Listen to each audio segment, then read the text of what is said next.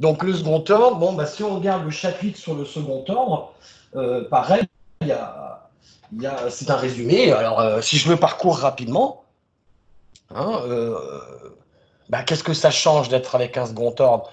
Ça change qu'on a une équation différentielle où on va jusqu'à la dérivée seconde. Alors là, on s'est arrêté à la dérivée seconde de la sortie, mais évidemment, il pourrait y avoir de la dérivée seconde de l'entrée. Ouais. Tu pourrais remettre la caméra un peu plus droite ou pas, s'il te plaît? C'est pas très gênant, mais on voit nickel. Nickel. Là, c'est bien. Donc, alors, qu'est-ce que ça fait? Ben, regardez, la démonstration repart bien du même principe. Le S, donc là, il devrait y avoir des petites barres en dessous, hein, sous chaque truc. Là, c'est S bar, E bar, etc. C'est des amplitudes complexes. Donc, la même démonstration, on part de l'équadif où on est en temporel, et en passant par la modélisation par les nombres complexes, on arrive à une équation aux amplitudes complexes où bah, la sortie, elle ne change pas, elle devient elle-même, mais la dérivée de la sortie, bah, ça fait la sortie fois j oméga. La dérivée seconde, bah, évidemment, on dérive deux fois, donc on multiplie deux fois par j oméga, ça fait j oméga carré. OK, vous voyez? Ouais, ouais.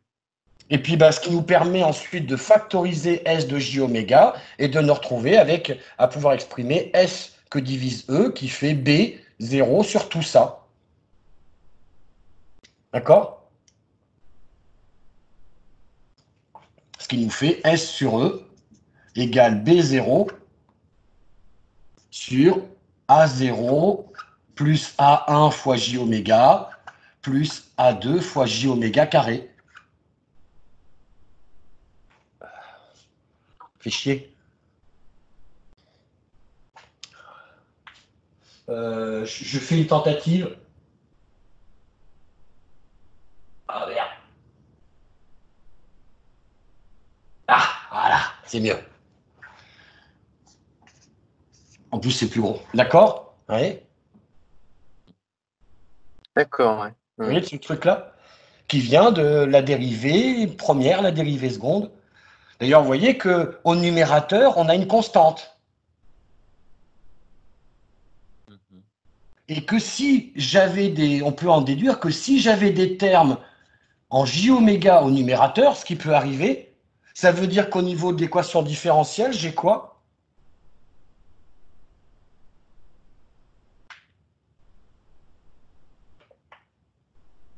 Là, je vois pas. Désolé. Ben, ça veut dire que là, j'aurai des termes dépendant aussi de la dérivée de l'entrée.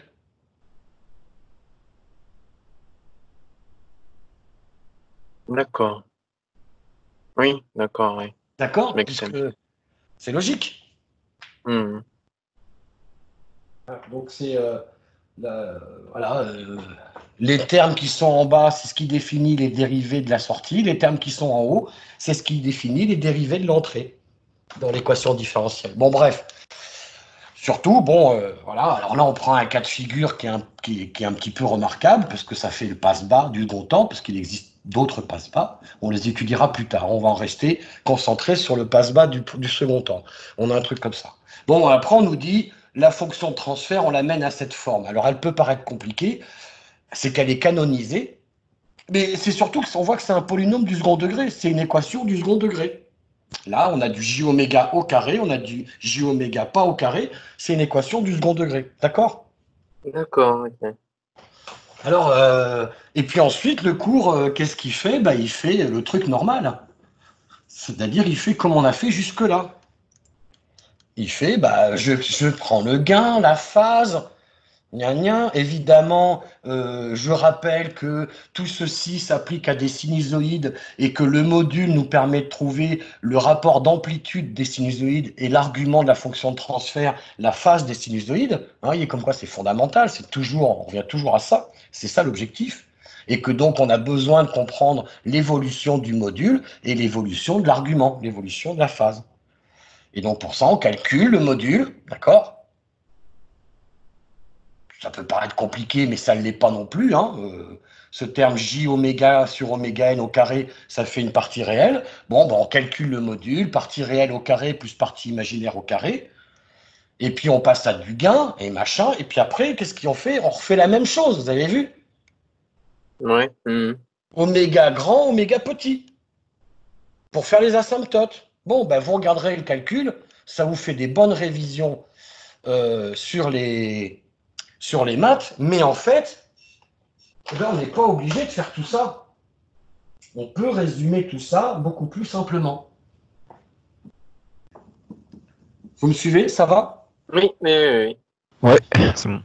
Comment? Bah, en disant que ma fonction de transfert en fonction de j oméga, eh bien, c'est, je vais prendre avec des constantes le plus possible à 1.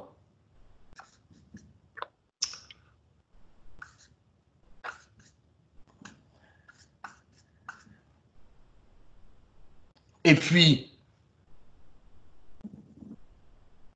finalement, monter, bah, je vais faire comme je l'ai déjà fait dans l'étude des asymptotes. Finalement, mon module monté, c'est un Y. Ah, zut, j'ai mal écrit mon Y. Ça ressemble à un phi. C'est un f de x. Voilà. C'est une fonction qui dépend de x et que ma fonction de transfert, bah, au lieu d'être x, je mets x au lieu de j oméga, d'accord? Ouais. Et puis au lieu d'avoir quelque chose fois j oméga plus quelque chose fois j oméga au carré, bah, je mets des x, parce qu'on va faire un petit peu de maths vite fait, d'accord? D'accord, ouais. Et le truc, c'est de dire, bah, comment se comporte ce truc-là? Bah, ici, qu'est-ce qu'on voit? Un polynôme du... Second degré, ouais. Or, un polynôme du second degré, on peut toujours dire qu'il vaut... On peut toujours dire qu'il vaut le produit de... C'est 2 racines. De deux polynômes où il y a les deux racines. D'accord? D'accord, ouais.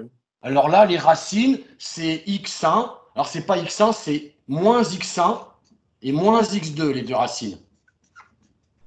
D'accord? Ok. J'ai pas mis moins pour éviter d'avoir des moins. C'est pour qu'il y ait des plus.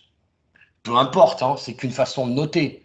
Et on voit bien que si effectivement je fais x égale moins x1, ça va faire 0. Si je fais x égale moins x2, ça fait 0. Et c'est ça, Ouais. factoriser un polynôme du second degré, c'est de chercher les valeurs pour lesquelles ça fait 0, ce qui nous donne les racines. Hein, c'est vrai qu'on dit ça machin égale 0, et qu'on étudie ça égale 0. C'est pour trouver les deux racines qui nous permet de dire qu'on peut l'écrire sous la forme d'un produit où il y a les deux racines dedans. Ouais, Ouais. c'est de la terme, hein, d'accord? Ouais, pour C'est de la certains. terme. Bah oui, et puis pour passer de ça à ça, il faut résoudre l'équation ça égale 0, et pour ça, il faut calculer, hein. Delta, ouais.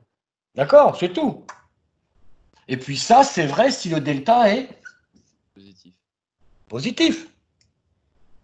Et ceci nous montre quoi?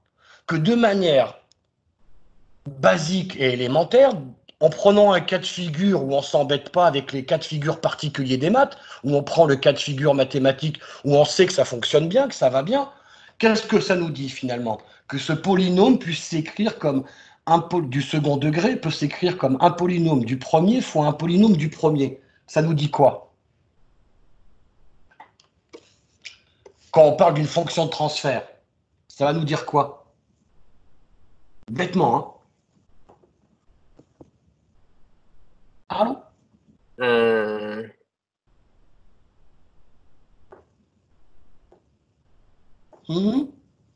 C'est deux pulsations? Oui, mais plus simplement encore, ça nous dit qu'une fonction de transfert du second degré, je vais prendre la forme qui est prise dans le cours comme étant la forme canonique. La forme canonique, c'est une forme où on généralise, hein, du coup. Ouais.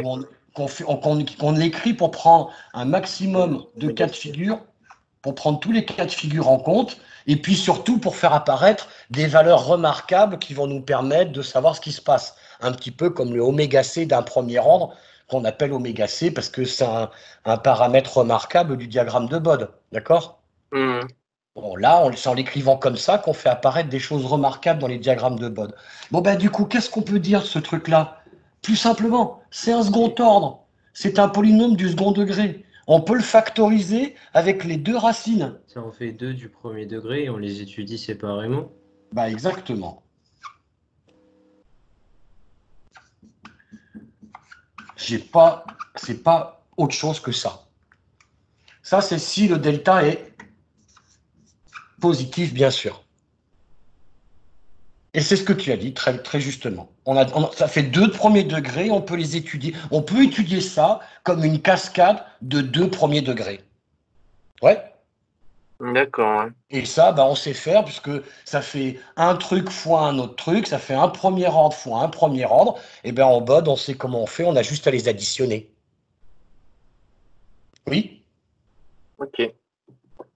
voilà. C'est tout con. Et c'est con.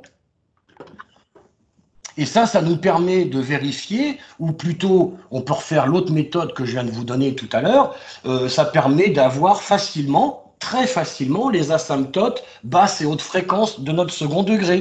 Vous voyez, avec le même principe qu'on a fait jusque-là, soit à partir des 2 premiers degrés en cascade, soit en disant tout simplement que ce que je viens d'effacer codement... Oh, merde. Oh, il est bien et puis il n'est pas bien ce stylo. Oui, ben. Donc ce que je viens d'effacer bêtement, alors attention, il y en a, ça va poser un peu plus de problèmes. Pourtant, il ne faut pas chercher quelque chose de compliqué dans ce que je vais vous expliquer. Si je dis oméga sur oméga n, très très petit devant 1.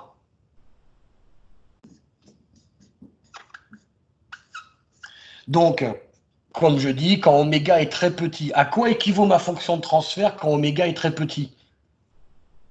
Quand oméga sur oméga n est très petit devant 1. Ce truc-là est négligeable? Ouais. Ce truc-là est négligeable? Du coup, ça fait 1 sur 1. Ça fait 1. Ça fait 1 sur 1, ça fait 1. Si oméga sur oméga n est très très grand devant 1, qu'est-ce que ça fait? Ben, le 1 est négligeable, Ouais. mais lui aussi il est négligeable.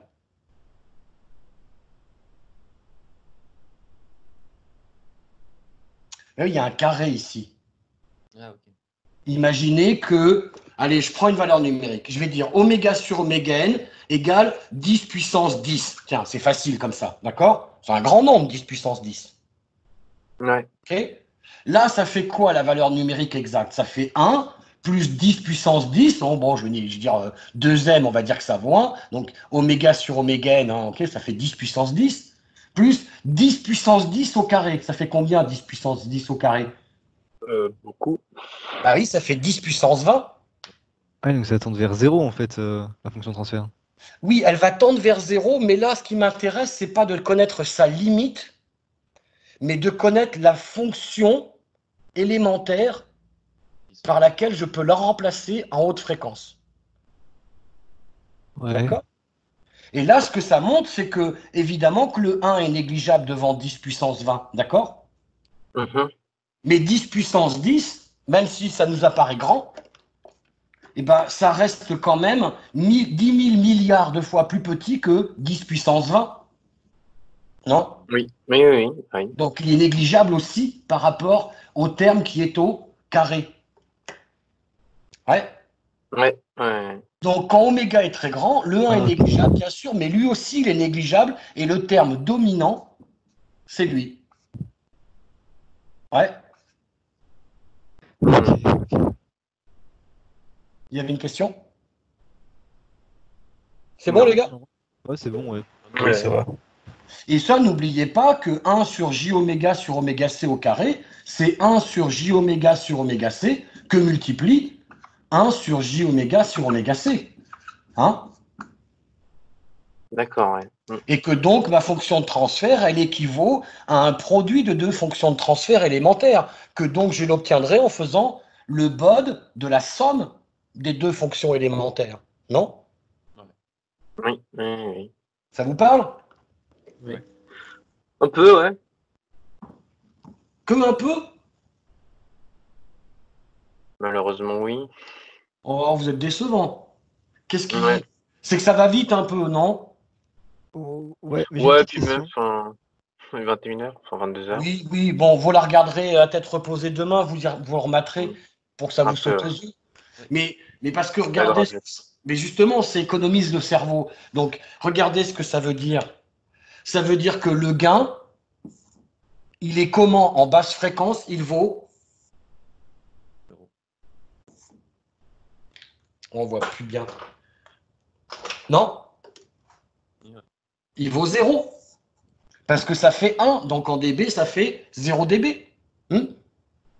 D'accord, ouais. Et du coup, effectivement, le gain est nul. Pour les basses fréquences. Et pour les hautes fréquences, il vaut 1 sur J oméga sur oméga C. On l'a vu, ça c'est l'intégrateur. L'intégrateur, ça fait quoi? Une pente décroissante de pente moins 20.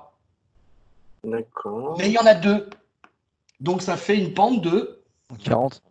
Bah oui. Et puis les deux droites, où est-ce qu'elles coupent l'axe des 0 dB? À oméga égale le oméga qui est là. Alors j'ai dit oméga C. Attention, dans le second ordre, on le note. Oui, voilà, c'est ça ma question. Oui, on le note oméga N, pardon. Et c'est la pulsation naturelle, c'est ça? C'est ça. Et donc là, on a oméga N C'est la même au chose. croisement des asymptotes. Ah, d'accord, c'est ça que ça veut dire. Ouais. Ouais, donc c'est oméga C en fait, oméga N, on s'en fout. C'est pas oméga C parce que c'est pas une pulsation de coupure définie comme étant le gain statique moins 3 décibels. Ah, ok. C'est Ah pour oui, ça qu'on ne d'accord, peut ouais. pas l'appeler oméga C. Oui, ok. C'est pour ça que même dans les premiers ordres, c'est un petit peu pénible d'appeler ça oméga C tout le temps, parce que oméga C, si on le prend comme pulsation de coupure, ça veut toujours dire, quel que soit le système, la pulsation où tu as le gain statique moins 3 décibels. Dans un intégrateur pur, le gain statique est infini. Le oméga C, il n'a pas de sens. Ouais, ouais. Tu vois? Donc, c'est que dans le premier ordre où la pulsation, la constante, en fait, qui est devant J oméga, on peut l'appeler oméga C parce que c'est comme ça que ça tombe. Mais D'accord. c'est que ce cas-là. Super. D'accord? Ça marche? Bon, Ouais. et puis évidemment, la phase, elle fait quoi, la phase? La phase de 1, ça fait 0 degré. D'accord? Et à oméga n, elle passe à la phase d'un intégrateur pur, c'est moins 90, mais il y en a deux, donc ça fait moins 180. D'accord. D'accord? Et puis si on raisonne avec ce que vous m'avez dit tout à l'heure, que ça, on peut dire que c'est un premier ordre fois un premier ordre, ben évidemment, si tu fais un passe-bas du premier ordre qui fait 0 moins 20, plus un autre qui fait 0 moins 20, eh ben en asymptote haute et basse fréquence, tu arrives bien à 0 moins 40. D'accord, ok. Et si tu prends un passe-bas qui fait 0 moins 90 plus 0 moins 90, bah ça fait bien 0 moins 180 quand tu considères que les hautes fréquences ou les basses fréquences. OK? D'accord, ok. Voilà, et ça, c'est le premier résultat qu'il ne faut même pas apprendre par cœur. Quand tu as compris le premier ordre passe-bas, qu'on a revu tout à l'heure, si tu as un doute, tu fais les équivalences basses et hautes fréquences. Voilà, et tu connais tes trucs de base, la constante, le dérivateur ou l'intégrateur pur, et ça tombe naturellement. D'accord? Mais ça coule de source, ça ferait. Ouais. Ça coule de source, exactement. Ce qui était difficile devient facile. C'est ça mon objectif pour vous. Yes? Nickel. Voilà, alors, et donc là, on a vu le comportement asymptotique. Qu'est-ce qu'on voit? Le comportement asymptotique, il a une particularité, c'est oméga n qui définit le moment où ça change de pente au niveau des asymptotes. Par contre, on voit que dans toute cette réflexion-là, on n'a pas eu à prendre en compte m. Parce que soit il est négligeable pour que ce soit le 1 dominant, soit il est négligeable quand c'est lui qui est dominant. Donc en fait, les asymptotes, c'est bien dit dans votre cours, ne sont pas dépendantes de m. D'accord? Ça va? Ça va, ça va. Voilà.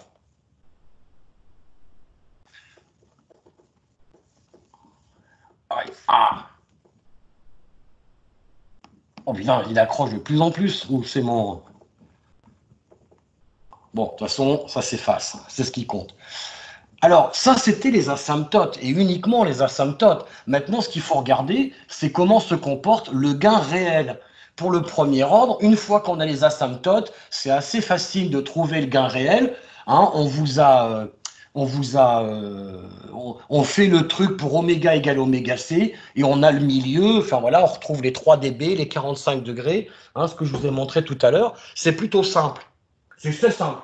Alors, c'est pas que c'est énormément plus compliqué pour le second ordre, mais un tout petit peu quand même. D'accord.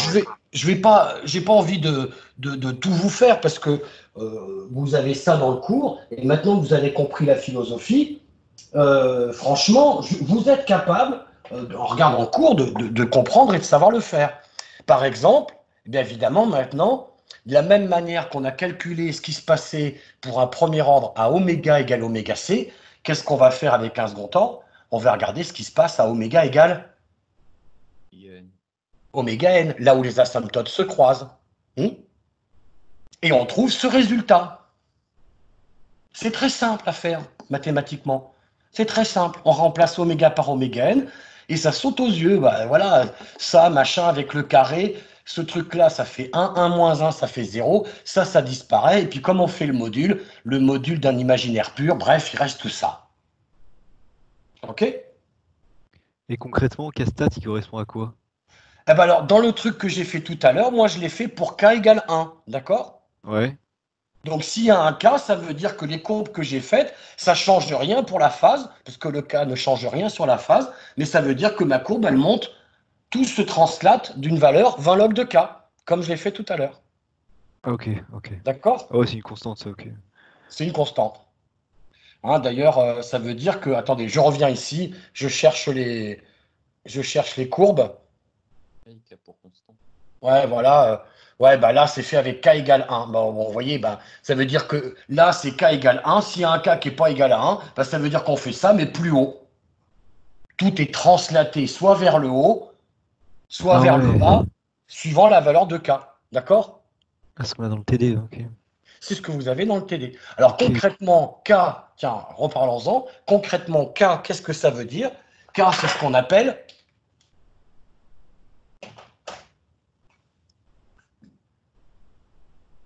le K qui est ici.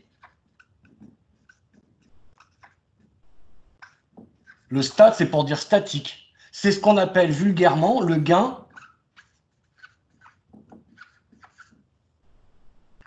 Ah, c'est la même chose. Ah oui. Ah, cool.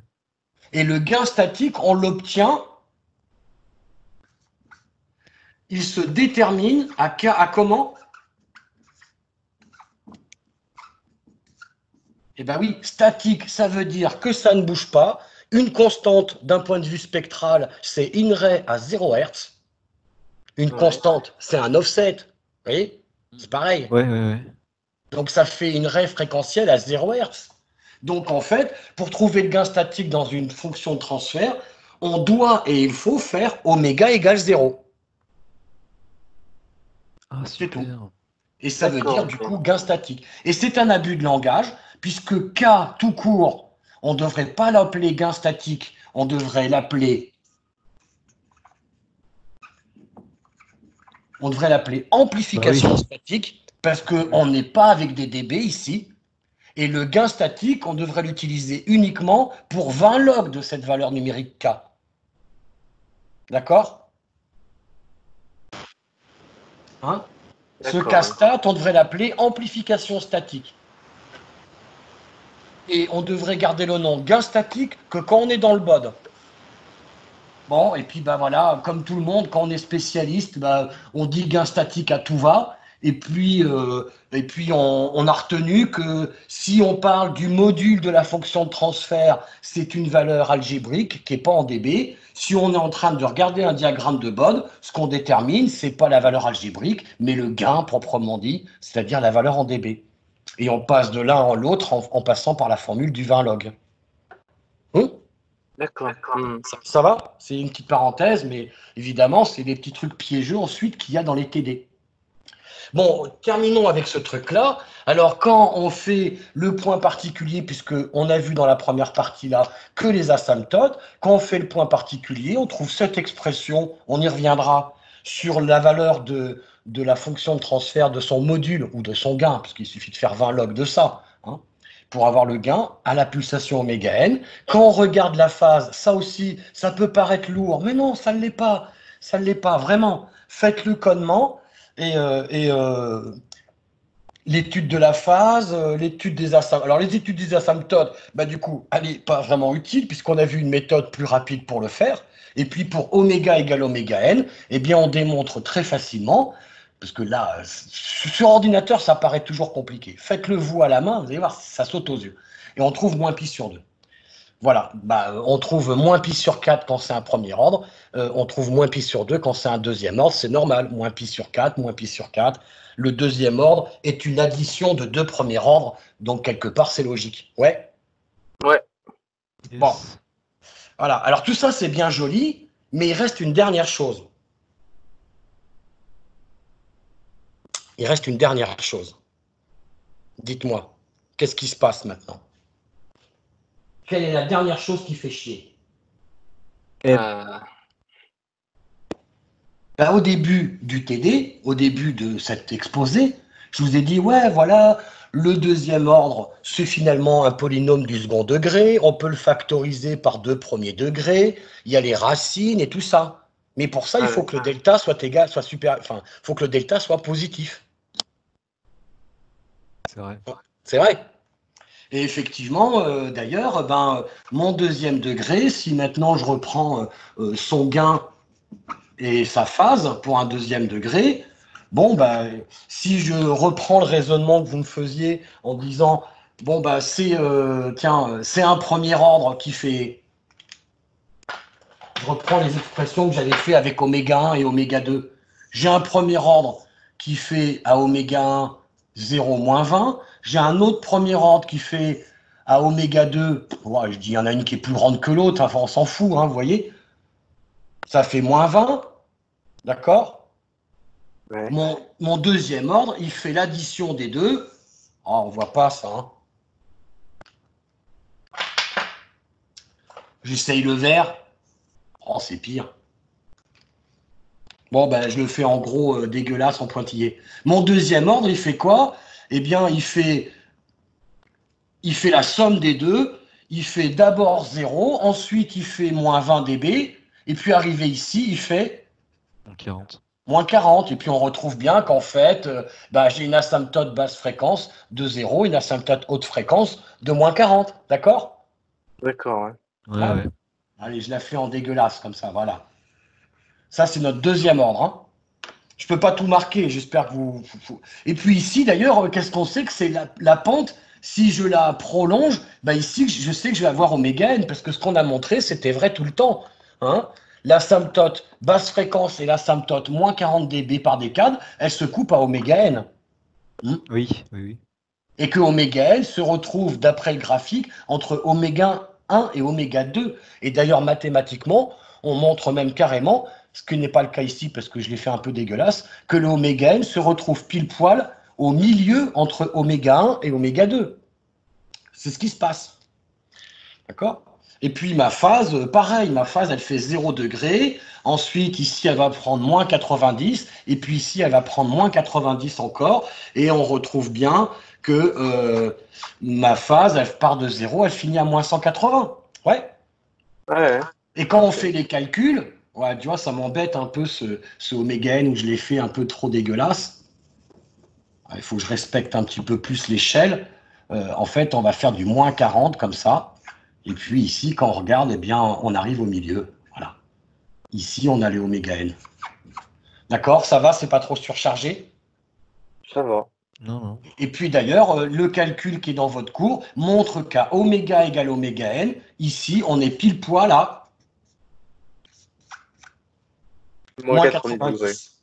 Donc tout ça, ce sont des informations simples à retenir, simples à représenter, qui nous disent que la courbe réelle, parce que là on a fait que les asymptotes, la courbe réelle de phase, elle commence de l'asymptote basse fréquence, elle finit à la haute fréquence, elle passe progressivement de l'une à l'autre, évidemment, elle va passer pile poil au milieu à oméga n. C'est la meilleure façon de trouver le oméga n d'un second ordre. Quand est-ce que la phase vaut moins 90 par rapport au D'accord. TD? C'est la meilleure façon. Ouais, par rapport au Ça, TD, c'est ouais. vraiment tout le temps vrai, quel que soit M. Ah, ouais, C'est les calculs nous le montrent et c'est le résultat voilà, qu'il faut retenir, évident. Puis ici, bon ben, le gain, qu'est-ce qu'il fait? Ben, il y a un premier ordre, donc normalement le gain il est décroissant. Il y a un autre premier ordre, le gain il est décroissant. Ben, évidemment, quand on met les deux l'un avec l'autre, le gain il fait quoi? Le gain réel, ben, il est décroissant. Hein, bah oui. c'est logique. Oui. Le premier ordre, le gain est toujours en dessous des asymptotes. L'autre premier ordre, toujours en dessous des asymptotes. Mon gain réel est toujours en dessous des asymptotes. Tu vois? Vous voyez ou pas? Oui. Ah, puis s'il y a un K, bah évidemment, tout ce qu'on a dit là, c'est pareil, mais c'est remonté ou descendu d'une valeur K. Et la phase, ça ne change rien. Yep. Ok, D'accord, ouais. ouais. Super. Ouais. Mais ça c'est quand delta est positif. Hein? Oui, bah oui. Parce que quand delta est négatif. Ah bah ça change. Et si vous voulez suggérer à votre prof de maths un exercice de révision ou de travail de niveau lycée sur les études de fonctions, eh bien prenez une fonction f de x qui aurait ce comportement-là. Et là encore, pourquoi je l'écris comme ça? Ben parce que regardez les formules dans le cours qui traitent avec les 2m sur oméga n fois j oméga, etc. etc. Ouais. Mhm. Et d'ailleurs, je devrais mettre JX, tiens, pour dire, pour prendre vraiment l'équivalent. Ben, qu'est-ce que je fais? Comme je vous ai déjà suggéré, de mettre des variables plus simples pour faire les calculs, au lieu de trimballer toutes les formules super lourdes, hein, comme le A égale 2 pi ft. Vous voyez ou pas ce que je veux dire? Ouais, on voit, ouais. En tout Et cas. que là, bah, du coup, si vous faites l'étude de fonction, vous vous rappelez les tableaux qu'on vous demandait de faire? Ouais, ça remonte à loin, ça. Ouais. Ah oui, mais eh bien, en faisant cette étude de fonction, je ne vais pas vous la faire, mais on trouvera qu'il y aura deux cas de figure. Soit le f de x est strictement décroissant, que là il commence de 1, qui termine à moins l'infini, et qu'il est strictement décroissant, parce que quand on calcule la dérivée, on trouve que ça fait une dérivée tout le temps négative. Ouais. Ouais. Soit le f de x, eh bien il va commencer de 1, il va d'abord augmenter, puis diminuer pour aller à moins l'infini. D'accord?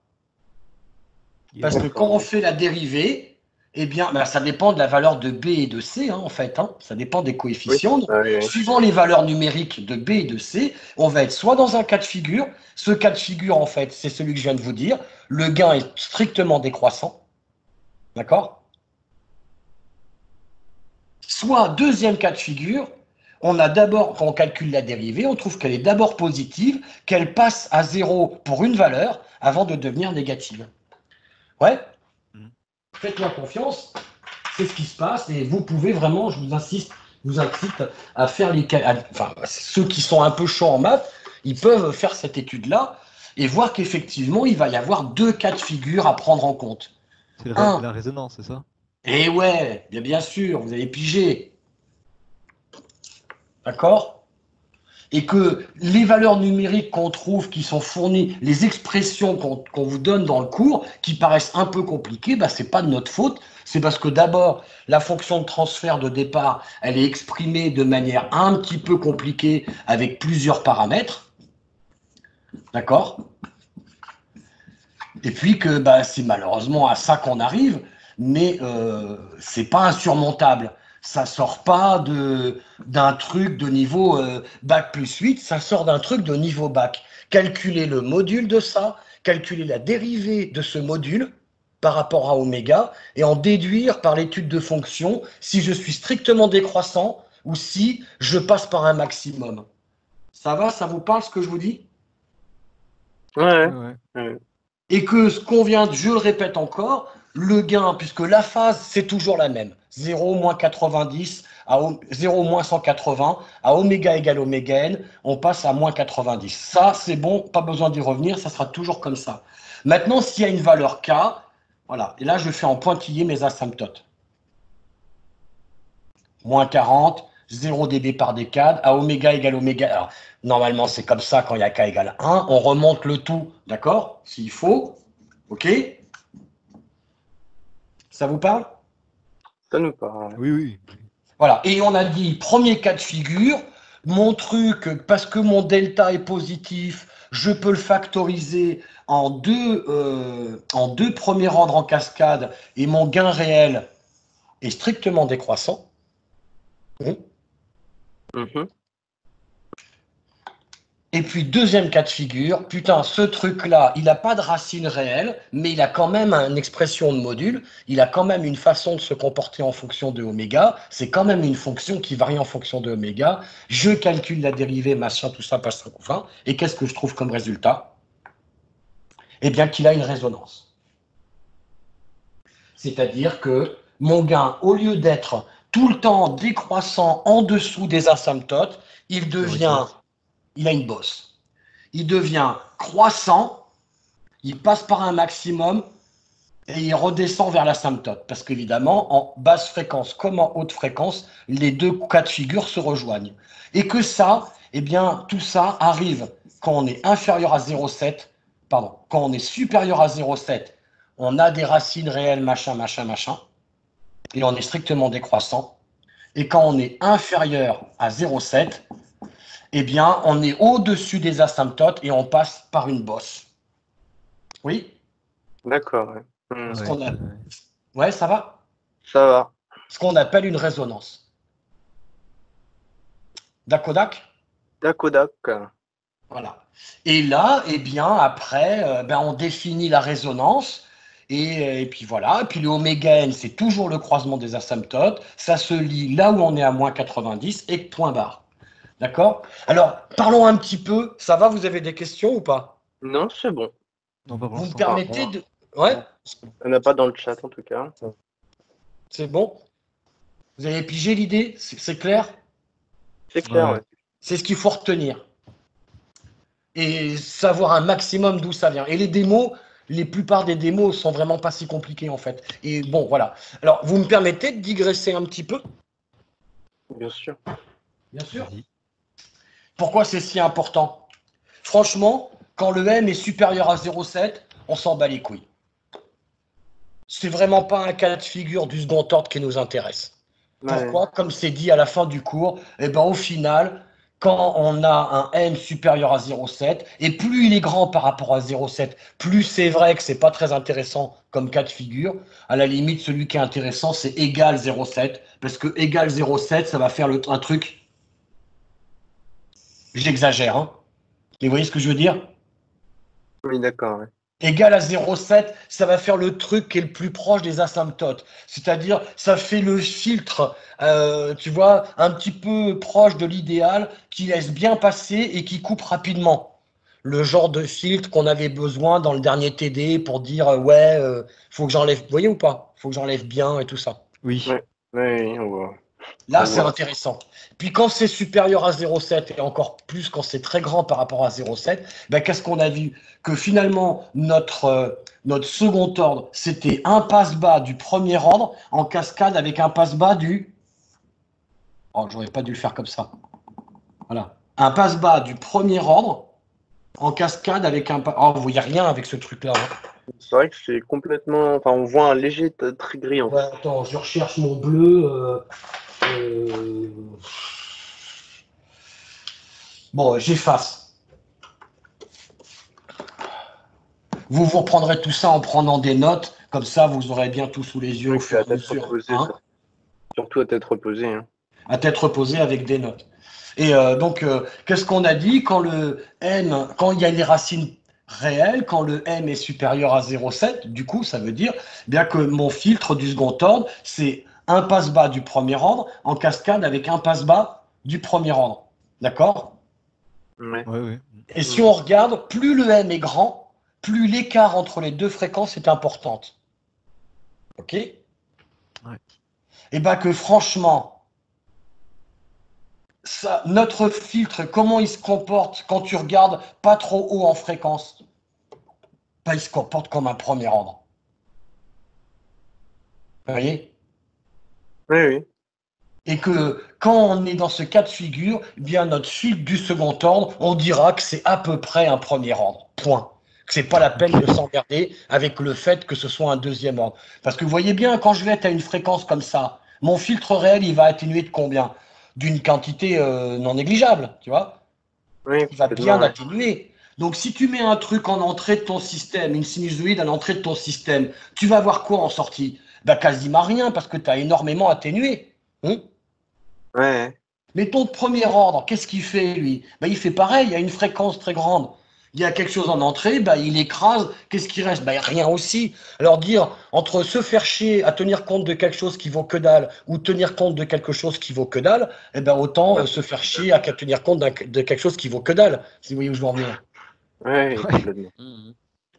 Que donc, dans ces cas de figure-là, franchement, le fait que ce soit un deuxième ordre, on dit, on s'en bat les couilles, c'est un premier ordre. Voilà, le plus significatif des deux. D'accord, ouais. Parce que lui, il va agir à des fréquences où lui, il a déjà fait le boulot. Oui, c'est ça. Le deuxième, il n'aura plus d'influence significative. C'est le premier qui a la plus basse fréquence de coupure qui fera le boulot majoritairement. Ouais. Ok. Donc, ça, on dira, on s'en bat les couilles. Allez, pour m égale 0,7, effectivement, on l'étudiera comme tel, mais ce qui va être très intéressant, c'est de l'étudier pour m plus petit que 0,7. Et ce phénomène-là, ce phénomène dit de résonance, est extrêmement... Il est fou comme truc. Il est fou.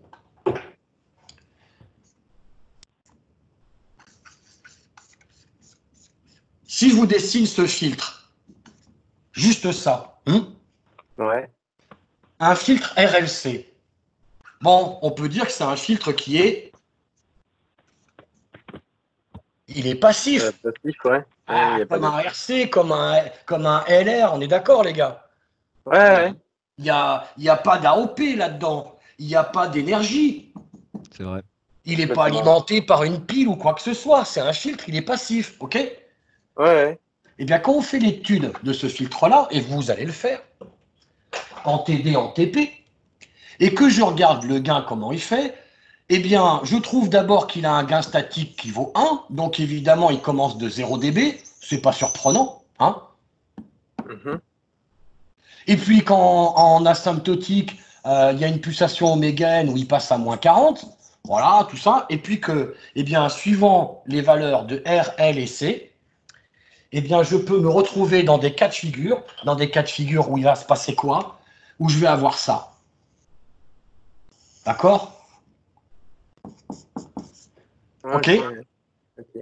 Et n'oubliez pas que 0 dB, ça veut dire fois 1. C'est-à-dire, si je mets une sinusoïde, en sortie, j'ai une sinusoïde de même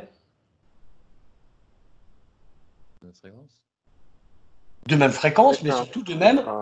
Pulsation. Oui, aussi, mais amplitude. surtout de même... Amplitude. Le gain, c'est 0 dB, c'est fois 1 en termes d'amplification, en termes d'amplitude. Oui. J'ai une sinusoïde qui a la même amplitude. Ici, ma résonance de mon second ordre me fait passer à un gain qui est... Un gain qui est comment? Ah ouais, supérieur à 0. Supérieur à 1. Donc, à une amplification qui est supérieure à... Ouais, Elle peut très facilement valoir 10. Ah, quand même. Et ça veut dire quoi d'un point de vue électronique? Que quand je mets une entrée, dans cette zone-là de pulsation, je vais avoir quoi en sortie? Je vais avoir quoi en sortie? Une gigasinusoïde. Ouais, c'est ça. C'est En tout cas, plus. J'aurai une amplitude plus grande en sortie qu'en entrée. J'aurai une amplification supérieure à 1. 10 par exemple. Bon, 2, 3 fois, 4 fois, 5 fois plus grand, très facilement. 10 fois plus grand, c'est un peu plus dur, il faut des qualités de composants meilleures, mais on y arrive aussi. Ça veut dire quoi ce truc de malade? Bah, qu'on n'a pas besoin Pourquoi d'AOP. je m'énerve? Mais parce que c'est un truc de ouf. On n'a pas besoin d'AOP pour amplifier. On n'a pas besoin de quoi? On n'a pas besoin d'énergie pour amplifier un signal. Ouais. C'est pas Ouais, un c'est truc ça, de ouais. ouf. Bah ouais, un c'est peu quand même. extraordinaire. Ouais. Je suis un baiser, hein. Je vais mettre 2 plombes à le. Mais c'est ça, vous avez compris. Le phénomène de résonance est un phénomène extraordinaire. Sans apporter d'énergie à un circuit électrique, il peut faire en sortie plus qu'en entrée. Il peut être actif, entre parenthèses, alors qu'il n'est pas alimenté. Hein? Putain, ouais. C'est Ouais, ouais. incroyable. C'est quand même un truc de malade. C'est Vous vrai savez, que hein, c'est ça que bossait Tesla. Hein. C'est ça qu'avait compris Tesla. C'est ça qu'il utilisait il utilisait des filtres RLC résonants pour faire ces fameuses bobines de Tesla, en amplifiant une tension électrique à la bonne fréquence pour l'amplifier, l'amplifier, l'amplifier avec plusieurs étages, avec des bobines accordées, avec des phénomènes de résonance hyper sévères, pour à partir de quelques volts obtenir des centaines de milliers de volts et avoir ces bobines qui font des éclairs de partout. Voilà, c'est ça qu'il avait découvert, Tesla. C'est ça qu'il a inventé, qu'il a formalisé, qu'il a mis au point. La résonance des circuits électriques RLC. D'accord? ouais. Putain, c'est chaud quand même. C'est ça Ouais, qui lui c'est a fait assez comprendre extraordinaire. que grâce à ça, ça lui a fait comprendre que grâce à ça, il pouvait générer des ondes électromagnétiques très très fortes et qu'on pourrait donc avoir de l'énergie partout autour de nous. Que les bouffons de maintenant, ils appellent ça l'énergie libre, que les gouvernements nous empêchent de l'avoir, parce que, mais non, bande de bouffons. Sauf que lui, dans son délire un petit peu psychotique, il pensait qu'on allait carrément pouvoir... Non, mais c'était un scientifique qui savait bien que l'énergie, elle viendrait de rien, mais que tu pourrais l'émettre et la transmettre dans l'air, dans le vide. Oui, ben on le fait, ça s'appelle les chargeurs sans contact. Oui, bah oui. Ah ouais. Les chargeurs à induction, c'est ce Induction, qu'on ouais, fait. c'est ça. C'est ce qu'on fait. Et puis il avait compris aussi que grâce au circuit résonant, on pourrait faire une sélectivité fréquentielle. Et que cette sélectivité fréquentielle, contrairement aux morses, où dès qu'il y en avait un qui utilisait des ondes électromagnétiques pour discuter, il n'y avait plus un seul qui pouvait parler. C'était celui qui crachait le plus fort qui dominait tout le monde. Il avait compris que grâce à cette sélectivité, sur une même bande fréquentielle, on pourrait mettre plusieurs communications sans qu'elles se mélangent. Il avait compris qu'on pourrait faire de la modulation et de la sélection de modulation par ces filtres-là. C'est extraordinaire quand même. Voilà, c'est lui qui a Un peu la inventé ça. précurseur. Ben, c'était un précurseur, bien sûr. Un peu barré, donc ses travaux n'ont été reconnus que plus tard, mais c'est lui qui a inventé ça, c'est pour ça qu'il est phénoménal, ce mec-là. Mais il n'a pas inventé la poule à pondre des œufs d'or, hein. Voilà, il a juste compris le premier, l'utilité et le potentiel fabuleux qu'il pouvait y avoir dans l'utilisation de la résonance d'un circuit du second ordre. Ok ? Ouais. Donc, ce chapitre, vous allez me le bosser parce que c'est quand même les résultats des travaux de Tesla. OK? En honneur à Tesla. Exactement. Voilà. Bon, on coupe là. On coupe là, ouais. Ouais, C'est bah bien 50 minutes, après ça fait trop. Et puis, j'hésitais, mais j'ai pas envie. Je vais vous laisser réfléchir avec tout ça pour regarder le TD. Cherchez pas midi à 14h, prenez bien les définitions pour faire une lecture graphique. N'oubliez pas les deux formules qu'on a vues par rapport à la phase à oméga n. Hein, à oméga n, la phase, elle vaut moins 90 degrés. Et puis, n'oubliez pas ce qu'on a déterminé, le module qui est dans le cours, hein, que vous consultez facilement, le module de la fonction de transfert à oméga n, elle vaut K, le K stat sur 2n. Voilà. Oui. Et qu'évidemment, je ne les ai pas reportés sur mes courbes tout à l'heure, et c'est un tort. Je devrais faire un petit résumé, quand même, vite fait, local, un petit zoom local, pour pouvoir ensuite retrouver tout ça dans l'exercice qu'on vous donne, qui du coup, quand tu as pigé tout ça, il est vraiment, c'est vraiment, voilà, tu juste t'appliques le cours, hein, c'est pas compliqué.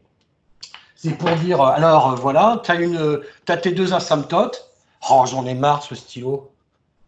Ouais, il va falloir penser à le changer. Hein. Mais oui, mais j'ai plus rien. Bon, celui-là, ça va.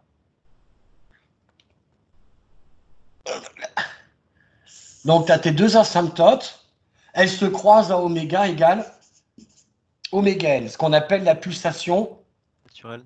naturelle. Notre gain réel, quand donc on a une résonance, hein, quand on a une résonance, puis de toute façon, bon, il y a des trucs qui se retrouvent aussi quand il n'y en a pas, mais quand il y a une résonance, on passe par un maximum, on a cette fameuse bosse. La façon de bien le dessiner, c'est qu'on est toujours au-dessus. Et attention, la façon de bien le dessiner aussi, c'est que là, le maximum n'est pas très exactement à la pulsation oméga n. Il est à une pulsation un petit peu plus petite. D'accord ? Ok. D'accord.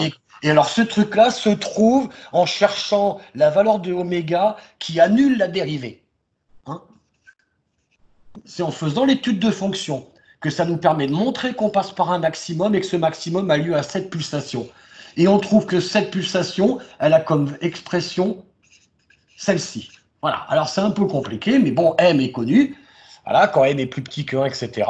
Et puis, ce qu'on voit aussi, c'est que plus m est petit, plus ce truc-là tend vers 0, plus oméga r devient proche de oméga n.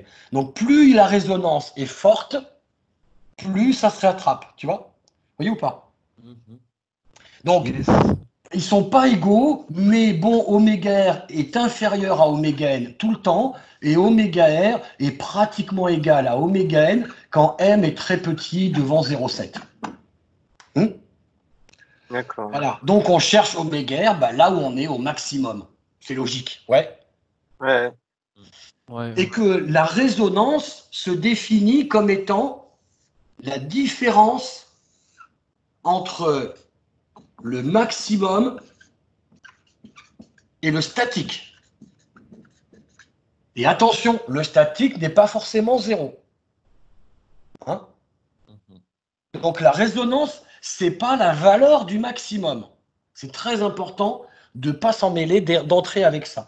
Le résonance, ce n'est pas la valeur du maximum. C'est la différence entre le maximum et le statique. OK ? D'accord, ouais. Et sur un diagramme de Bode, évidemment, on la trouve en dB. Et à partir de la valeur en dB, on va en déduire la valeur en pas dB, en faisant 10 puissance RdB sur 20. Hein ? Ouais, dans le cours. Hein. Ouais, c'est l'opération inverse de 20 log de quelque chose. Mhm. À partir du quelque chose, je fais 20 log, j'ai la valeur en dB. À partir de la valeur en dB, je fais 10 puissance la valeur en dB sur 20 et je trouve la valeur dite algébrique. Oui, oui. Celle qui représente l'amplification de notre système pour cette valeur-là. OK ? Enfin, l'amplification qu'on a en plus du statique. Voilà, le fameux x5, x10 que je vous disais tout à l'heure. Ça va te dire combien ta sortie, elle est amplifiée par rapport à l'entrée. D'accord ? Par rapport au statique. Le gain statique, il est ici, il n'est pas forcément égal à 0, c'est lui qui dépend de la fameuse valeur numérique du K-stat de la fonction de transfert. Toujours d'accord ? Toujours d'accord. Ouais. Yes. Ouais. C'est facile. Voilà. Et que la résonance, on sait l'exprimer, elle vaut numériquement, normalement, elle vaut ça. D'accord ? Ok, ouais. Voilà. Donc si j'ai M, je peux trouver la valeur de R. Donc je peux trouver la valeur de R en dB. Donc je peux savoir quelle va être la force de ma bosse, si vous préférez. Ah, yes. Ouais. Quelle va être la force de ma résonance. Et là, cette formule nous dit bien que plus M est petit, plus ma résonance est forte. Oui. Ah. Voilà. D'accord ? Et c'est ce que je vous disais dans le TD, sur le dernier TD qu'on a corrigé, que c'est grâce à ça qu'on va pouvoir faire avec un M super petit, un truc qui fait comme ça, et puis qui fait un truc de ouf, quoi. Le quartz. Avec le quartz. Hein, une résonance comme ça, mais hyper disproportionnée, parce qu'on va réussir, grâce au quartz, à avoir un M tout petit, tout petit. D'accord ? Ouais, ouais. C'est bon. Et d'ailleurs, ce truc-là, eh bien, on dit, parce que quand le M est petit, en fait, si le M est petit, le M carré est encore plus petit. C'est comme le coup de tout à l'heure avec les oméga au carré. Mhm. Oui. D'accord. Plus un truc est grand, et plus sa valeur au carré ou au cube, ou plus tu l'élèves à la puissance, plus c'est grand. Et puis, plus un truc est petit, et plus tu l'élèves avec des puissances, plus c'est petit. Donc, quand m est petit, ce truc-là est négligeable. Et c'est environ 1 sur 2n. D'accord? Mhm. Voilà. Et 1 sur 2n, c'est quoi? Eh ben, le 1 sur 2n, c'est la formule que je vous donnais tout à l'heure. K sur 2m, c'est-à-dire ce qui se passe à oméga n pour la fonction de transfert. C'est-à-dire la valeur qu'il y a ici, à oméga n. Vous voyez? Cette valeur-là, elle va valoir, on l'appelle Q. Le facteur de qualité, on l'appelle. Cette valeur-là, elle vaut 1 sur 2n. Cette valeur-là, elle vaut R. Et plus m est petit, plus les deux se rapprochent, plus les deux deviennent identiques, et plus le truc est élevé. Vous voyez ou pas? Ouais. Voilà. Facteur de qualité, facteur de résonance, c'est toujours par rapport au statique. Évidemment, si le statique est à 0, bah, c'est plus facile. Oui, oui. OK. Attention, sur un BOD, on ne détermine que les valeurs en dB. Donc, quand on doit faire des comparaisons avec les formules numériques, les formules issues du cours des calculs mathématiques, les formules, elles, sont données sans les dB. Donc, il faut toujours faire le passage de l'un à l'autre. Le K dans ta fonction de transfert, c'est la valeur algébrique. D'accord? Le R ou le Q issu de ces formules, ce sont les valeurs algébriques. Et toi, tu vas revoir ou tu vas reporter des valeurs en dB. OK? Ok. Voilà. Je pense que là, maintenant, j'espère que ça va vous aider. On va voir justement, vous préparer le cours, enfin, vous regardez le TD, pardon. Hein, vous travaillez le TD, et puis vous regardez la vidéo pour vous remettre en tête tous ces trucs-là. Et puis regardez le cours en même temps pour bien comprendre que tout ça n'est pas si compliqué au final. C'est ça, c'est pas si compliqué. Hein. Ok. On part des asymptotes, elles sont logiques. On part des asymptotes. Et ensuite, on a deux cas de figure. Voilà. Et le deuxième cas de figure, c'est celui qui est magique. The Tesla Touch. OK? D'accord, ouais. Bon, super. je vais couper et puis travaillez votre TD. Puis normalement, ça devrait vous parler, les questions. Faites pas les cons, Ouais, mélangez ouais. pas tout. Mélangez pas tout. Cherchez pas compliqué. OK? Alors, on va faire de notre mieux de toute façon. Hein. Ben, je sais bien. Allez, travaillez bien, mes petits. Ça marche, merci.